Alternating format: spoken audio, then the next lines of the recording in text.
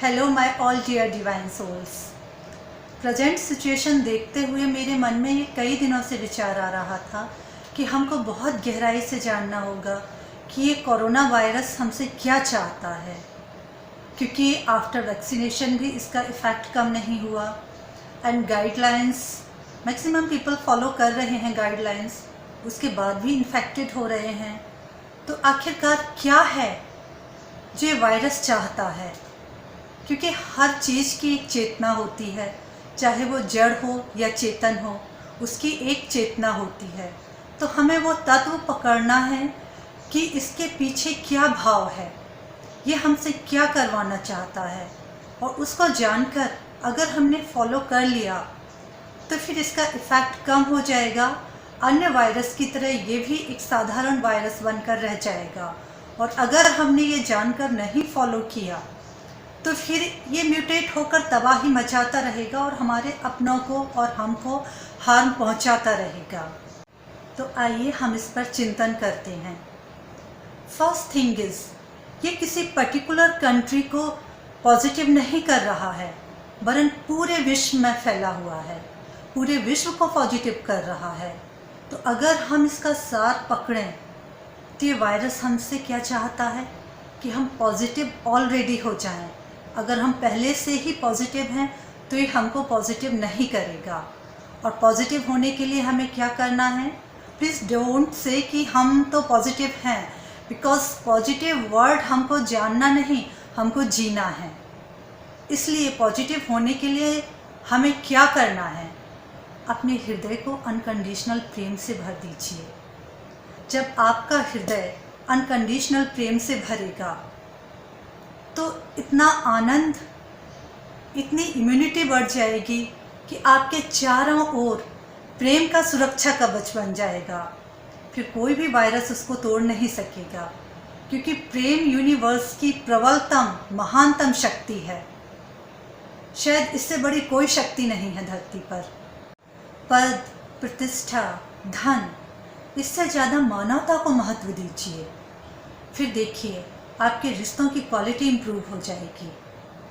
और अगर हम सोचें तो इम्यूनिटी का अभाव ही वायरस का प्रभाव है।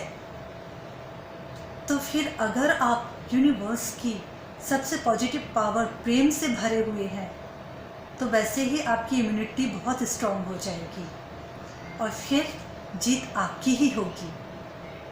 अब अगर हम देखें नेक्स्ट चीज़ क्या है, वो है कि कोरोना वायरस संक्रमित व्यक्ति के संपर्क में जो भी आता है वो बिना संक्रमित हुए नहीं रहता है। तो आज के टाइम में क्या हो रहा है कि खुद से ज़्यादा दूसरों को ख्याल रखा जा रहा है, क्योंकि अगर दूसरा संक्रमित हुआ तो फिर खुद तो होना ही है। तो इसका अर्थ क्या है? परहित की भावना, जो कि मानवता से, मानव जाति से एक तरह से छीन हो चुकी थी।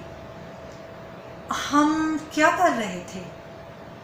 मतलब दूसरों को दुख देकर अपनी खुशियां मोल ले रहे थे, दूसरों का हित कभी नहीं सोच रहे थे। सिर्फ हमें अपना स्वार्थ, अपना मतलब दिखाई दे रहा था।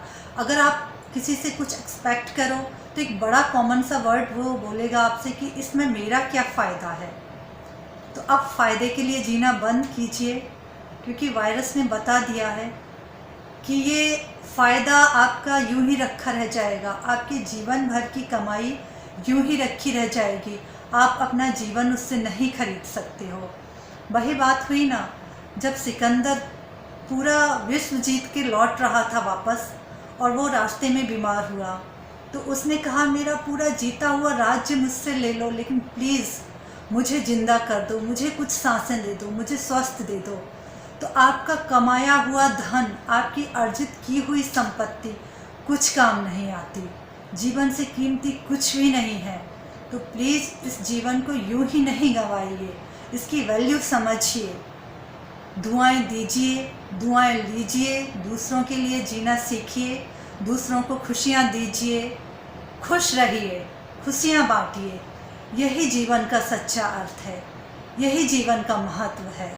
नेक्स्ट इज, जब जब कोरोना ने विकराल रूप धारण किया तब तक लॉकडाउन का सहारा लेना पड़ा। तो लॉकडाउन यानी कि जीवन को थमा देना, सब कुछ रुक जाना।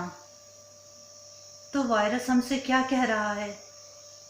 बाहर बहुत भाग लिए, अब थोड़ा भीतर की ओर चलना शुरू करो।